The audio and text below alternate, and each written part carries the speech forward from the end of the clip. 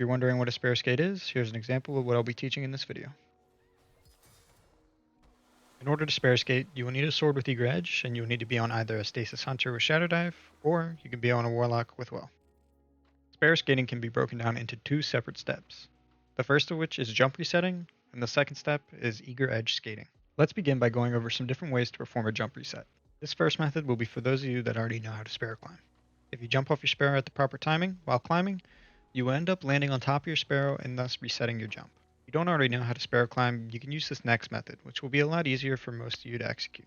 But if you want to learn how to Sparrow climb, you can always check out my Sparrow flying playlist.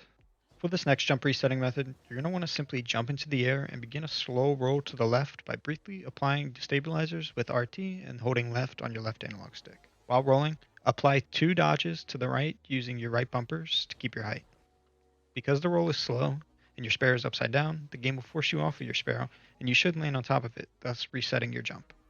Next, I'll quickly go over the second part of Sparrow skating, which is eager edge skating.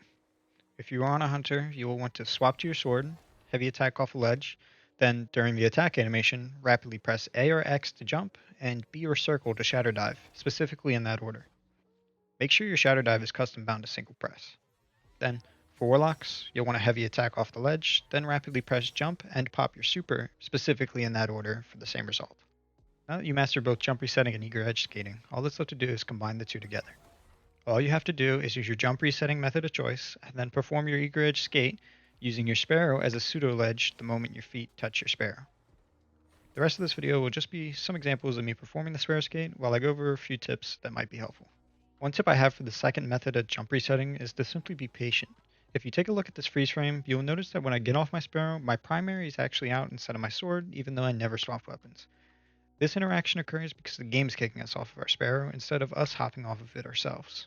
However, as long as you're patient, the game will automatically pull out your sword for you as long as you don't interfere. Other than that, my only other tips would be not to get discouraged if you don't get it down right away, and also make sure you make use of YouTube's playback speed feature if there's any parts of the video you wish to slow down. As always, thanks for watching, and if you have any questions, feel free to let me know and I'll get back to you as soon as I can. Drop a like and sub to support the channel, and have a good one.